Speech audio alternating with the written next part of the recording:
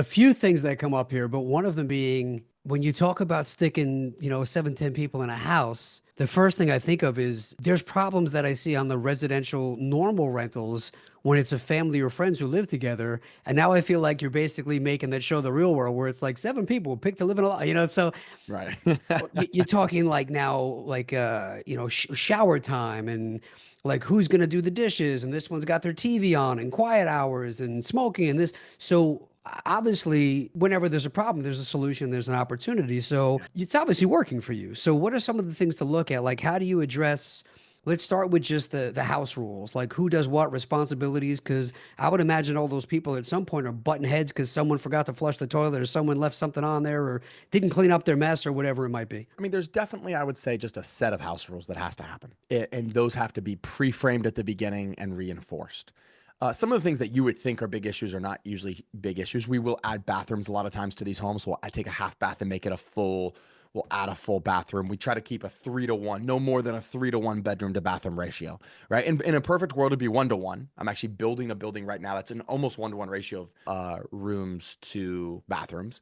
But that's perfect world, right? And in single family homes, you can't do that a lot because it's just you'd be adding too much plumbing to the home. And so, yeah, you basically to make this model work well. I mean, keep in mind we've been doing it for a decade, so we kind of have like over a decade now. So we have like every little thing that could go wrong in a home, like we kind of like we know. And if you can kind of get ahead of it. And the way you get ahead of it is by vetting your tenants really well, putting them through a system, having good questions that you ask them, asking if they've ever lived with people before.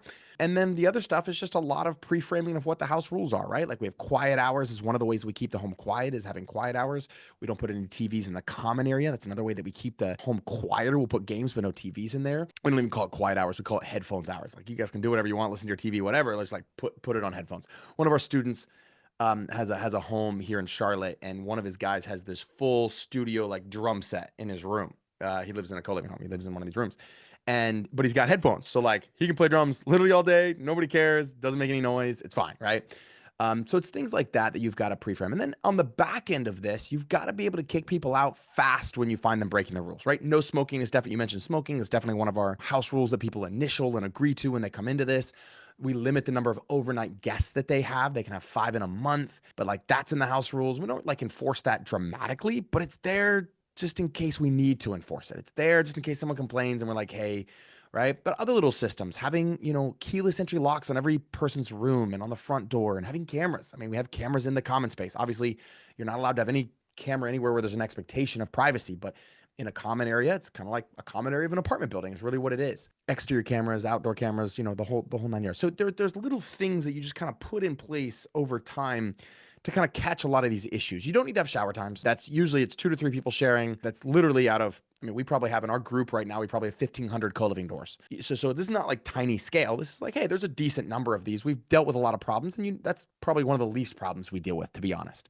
Cleanliness is something that we kind of had to figure out. Like, okay, how do we take a home that has 10 people in, 11 people, some of our homes, 12 people in it? How do you get that home and keep it clean? And so now we have professional cleaners come in, once or twice a month to keep the common areas clean and the common bathrooms clean. And now everybody kind of pitches in, but they can opt out of the chore list, so to speak, if they just pay an additional $50 where they don't have to support and help. But obviously basic stuff like cleaning up after yourself is still there. So again, I could go on and on and on and on. There's a certain system to doing it well. And maybe what I think your listeners will resonate with is when I first started talking about this, I was on a big podcast. I'm sure you've heard of it. It's called Bigger Pockets. It was 2 years ago. I was on Bigger Pockets and I was talking about this, and the guy calls me after the podcast. He heard it and he calls me from Berlin. He goes, Sam, you're talking about this like it's new. It's not new. We've been living this way in Europe for decades. Like he's like, in Berlin, it's so expensive to live. Nobody rents an apartment. No millennial rents an apartment. Everybody rents rooms. And he goes on to tell me just how expensive it is there and how crazy it is finding out housing, and how he has this software company, but he couldn't get anybody to move there because once they found out how much it cost to live there, they didn't want to. So he had to start providing a room as part of the compensation package. This whole crazy story he tells me. And he gives me this one phrase that I've just shared over and over and over and over again. He goes, Sam, I know America's not here yet, but it's coming. The room is the new apartment. I don't know what it was about the way he said that or the way I was just like, he's like, no, I know you're not there yet. Everybody in America still wants their gun and their house and their white picket fence, but like you'll get there, give inflation 5 more years. And that was 3 years ago. He told me that.